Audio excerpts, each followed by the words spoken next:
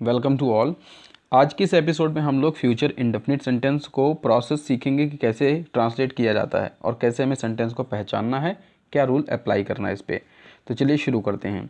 जैसे हमारे सामने एक सेंटेंस है कि मैं एक पत्र लिखूंगा, तो आपको सबसे पहले फ्यूचर सेंटेंस पहचानना है, लेकिन कैसे पहचानेंगे इसका प्रोसेस समझें। आप सेंटेंस को पढ़ते में ऐसा लगना चाहिए कि कोई बात फ्यूचर में होनी है, यानी अभी नहीं होनी है, आने वाले समय में होनी है। यानी अभी ना तो हुआ है वो, और ना हो चुका है, ना हुआ था, आगे होगा। तो बड़े आसान है पहचानना कि कोई काम आगे होने वाला हो, अभी जो हुआ नहीं है तो उसे हम लोग फ्यूचर बोलते हैं। लेकिन इंडेफिनिट कैसे बोलते हैं, कि इंडेफिनिट क्या है।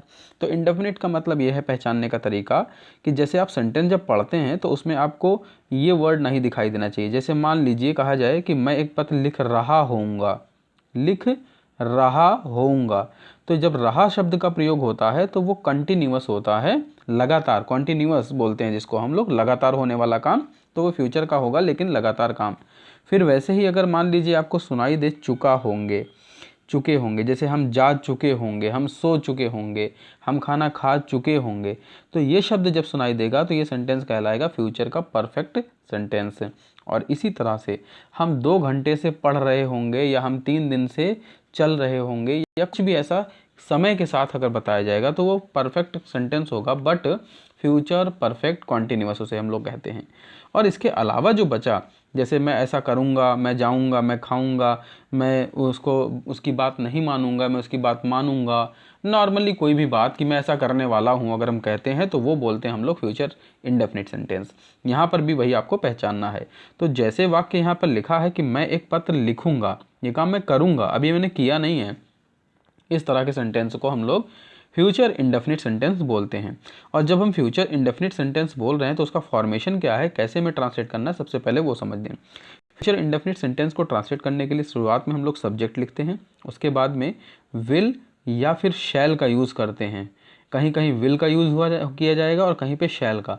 कहाँ पे विल होगा, कहाँ पे शैल, इसको अभी हम बाद में समझेंगे। सबसे पहले फॉर्मेशन समझ लेते हैं। सब्जेक्ट के बाद विल या शैल का यूज़, और उसके बाद हम लोग यूज़ करेंगे विल शैल के बाद में मेन वर्ब, और वर्ब की वो फर्स्ट फॉर्म होनी चाहिए, ध्यान रखना है। मेन वर्ब और वर्ब की वो फर्स्ट फॉर्म होगी। प्लस इसके बाद जो आएगा वो कहलाएगा ऑब्जेक्ट, यानी लास्ट में हमें ऑब्जेक्ट पुट करना है। और इसके बाद सेंटेंस में अगर कोई अदर वर्ड मौजूद है तो वो लास्ट में हम लिखेंगे बिल्कुल। तो सेंटेंस का पूरा फॉर्मेशन हो जाएगा सब्जेक्ट प्लस विल या शैल प्लस वर्ब की first form and then object, और उसके बाद में अदर वर्ड। इसी प्रोसेस को यूज़ करके हम लोग यहाँ सेंटेंस ट्रांसलेट करेंगे। बट अब समझ लेते हैं कि हम कहाँ पे विल का यूज़ करेंगे और कहाँ पे शैल का यूज़ करेंगे। तो हमें जहाँ जहाँ विल का यूज़ करना, जहाँ जहाँ शैल का, 1 बाय 1 मैं सब बताता जाऊँगा, आप लोग उसे नोट करते जाएँ अगर आपको नोट करना है, नोट्स बनाने। तो जैसे सबसे पहले आई और वी, ये दोनों ऐसे वर्ड्स हैं जिनके साथ हम लोग शैल का यूज़ करते हैं। ये आपको ध्यान रखना है, आई और वी के साथ शैल का यूज़ होता है। यानी जब भी सेंटेंस लिखा जाएगा आई से, तो आई के बाद शैल लगाएंगे और फिर वर्ब की फर्स्ट फॉर्म लिखेंगे। फिर उसके बाद में ही, शी, इट और दे, इनके साथ हम लोग विल का यूज़ करते हैं, WILL विल का यूज़ करते हैं। ठीक इसी तरह से यू, YOU, इसके बाद भी हमें विल का ही यूज़ करना है। और फिर किसी का नाम हो, अगर कोई भी व्यक्ति अगर लिखा हो, शुरुआत में किसी का नाम लिखा हुआ हो, तो उसके बाद भी हमें विल का ही यूज़ करना है। तो ये प्रोसेस है, आई के साथ और वी के साथ शैल, बाकी सभी के साथ विल का यूज़ करना होता है हमें। तो आई थिंक ये चीज़ आप सभी को क्लियर हो गई है। दूसरी इंपॉर्टेंट चीज़ है कि विल और शैल के बाद हमेशा वर्ब की फर्स्ट फॉर्म ही आनी चाहिए इस कंडीशन में। कभी कभी आप लोगों ने देखा होगा विल बी, शैल बी करके लिखा रहता है, तो वो एक अलग चीज़ है, उसे कैसे करते हैं, क्या चीज़ होता है, वो हम बाद में समझेंगे। सबसे पहले हम लोग आज फ्यूचर इंडेफिनिट सेंटेंस को समझने वाले हैं। तो विल और शैल के जस्ट बाद वर्ब की फर्स्ट फॉर्म होनी चाहिए, कोई और फॉर्म नहीं होती है, ये प्रोसेस हमें पता हो। दूसरी कंडीशन एक और समझ लें कि आई और वी के साथ शैल का हम लोग यूज़ करते हैं, बट कभी कभी यहाँ पे इसके साथ विल का यूज़ भी होता है, लेकिन वो कौन सी कंडीशन होती है उसे समझें। तो जब भी कभी ऐसी बात होगी जो प्रॉमिस कही जाएगी, जिसको हम लोग टाल नहीं सकते हैं, एकदम पक्का वाला वादा करना होता है, तो हम आई और वी के साथ में शैल की जगह विल का भी यूज़ करते हैं। यानी प्रोसेस चेंज हो जाता है, आई और वी की जगह साथ में इसके शैल की जगह पर विल लग सकता है, ये कंडीशन होती है। तो अब हम सेंटेंस को ट्रांसलेट करना समझते हैं कि कैसे सेंटेंस हम ट्रांसलेट करेंगे। सपोज हमारे सामने सेंटेंस लिखा है मैं एक पत्र लिखूंगा, तो मैं की अंग्रेजी होगी आई। अब आई के साथ क्या लगाते हैं ये पता होना चाहिए। आई के साथ हम लोग शैल यूज़ करते हैं। लिखने की अंग्रेज़ी अब हम यहाँ लिखेंगे, जो काम इसमें हो रहा होता है, जो काम, उसी को हम लोग वर्ब बोलते हैं, उसकी इंग्लिश यहाँ लिख देंगे। तो शैल के बाद हम लिखेंगे राइट। लिखने की अंग्रेज़ी होती है राइट, तो राइट WRITE राइट लिख देंगे। और एक पत्र के लिए बोला है तो राइट के बाद हम ऑब्जेक्ट यानी उसे बना के लिख देंगे अ लेटर। तो आई शैल राइट अ लेटर, ये ट्रांसलेशन इसका हो जाएगा और इस तरह से हम इस सेंटेंस को ट्रांसलेट कर सकते हैं। इस प्रोसेस को देखकर आप अपनी तरह के बहुत से सेंटेंस बना सकते हैं। आप अपने आसपास की चीज़ों को पॉइंट करते हुए, किसी चीज़ को भी देखते हुए, अपने सब शब्दों को चेंज करते हुए यहाँ पर आप बहुत से सेंटेंस को ट्रांसलेट कर सकते हैं। जैसे मैं एक पत्र लिखूँगा, इसके लिए आपने यहाँ समझा, मान लीजिए आपको कहना मैं अपना होमवर्क करूँगा, तो आई शैल डू माई होमवर्क, इस तरह से सेंटेंस आप बोल सकते हैं। मैं टीवी देखूँगा, तो आई शैल वॉच टेलीविज़न, इस तरह से आप बोल सकते हैं सेंटेंस। तो जितने भी आप सेंटेंस फॉर्म करेंगे, उस प्रोसेस को अगर बार बार आप सीखने की कोशिश करेंगे तो आपको ट्रांसलेशन का बेसिक रूल समझ आ जाएगा। देखिए यहाँ पर जो भी चीज़ आप देख रहे हो, मैं किसी पर्टिकुलर सेंटेंस को ट्रांसलेट नहीं करा रहा हूँ, मैं यहाँ पे सिर्फ बेसिक रूल बता रहा हूँ ग्रामर का, जिससे आप दूसरे सेंटेंस को भी ट्रांसलेट कर पाएँ और आपकी प्रैक्टिस हो सके इस सेंटेंस को आसानी से ट्रांसलेट करने की। आई थिंक क्लियर है सभी को। नेक्स्ट सेंटेंस ऐसे लिखा है, हम कल विद्यालय जाएंगे। तो अब यहाँ पे वर्ड टू वर्ड हम कुछ चीज़ों को ट्रांसलेट करते हुए लेके चलेंगे। सबसे पहले हम की अंग्रेज़ी लिखेंगे वी, और वी के बाद याद रखिए क्या लगता है, वी के बाद हमेशा हम लोग शैल का यूज़ करते हैं, तो शैल लगाएंगे। अब इसमें काम क्या हो रहा है, काम हो रहा है जाने का, जाएंगे, जाने की अंग्रेज़ी होती है गो। शैल के बाद हम इसकी फर्स्ट फॉर्म लगा देंगे, तो वी शैल गो।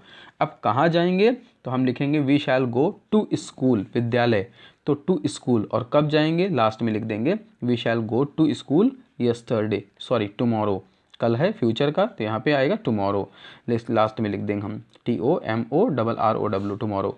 तो सेंटेंस पूरा हो जाएगा कि we shall go to school tomorrow, इस तरह सेंटेंस।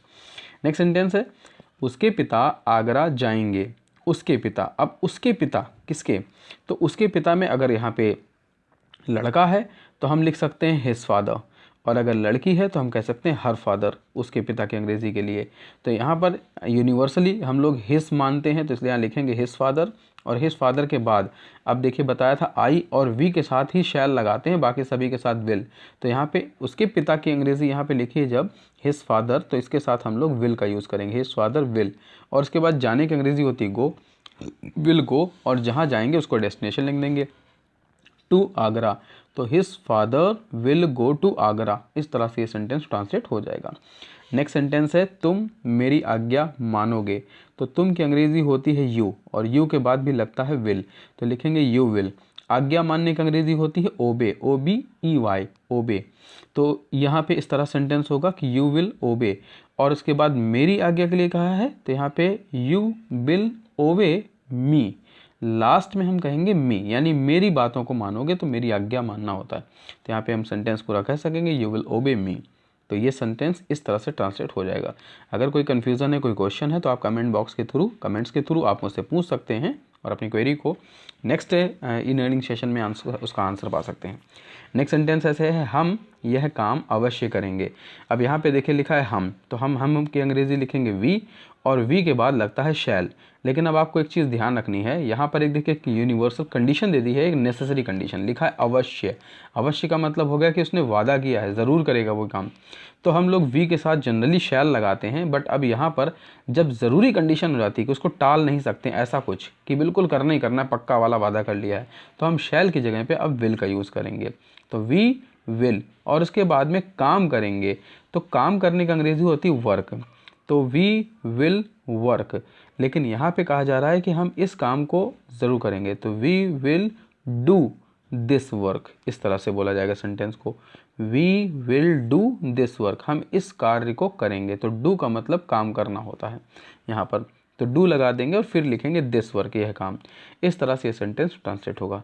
तो आई होप कि आज की सीरीज़ में आपको फ्यूचर इंडेफिनिट सेंटेंस को ट्रांसलेट करना आ गया होगा कि कैसे हमें फ्यूचर इंडेफिनिट के सेंटेंस को ट्रांसलेट करना है और किन रूल्स को फॉलो करके चलते हुए हमें इसे सीखना है।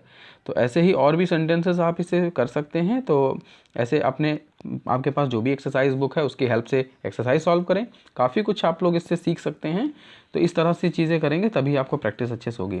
अभी आपने जितने सेंटेंस देखे उसका सारा यहाँ पर आंसर है, आप इसको देखकर आप प्रैक्टिस दोबारा से इसको कर सकते हैं। तो okay, next e learning session में फिर मिलेंगे। तब तक के लिए stay happy, stay safe and keep watching Ashutosh channel.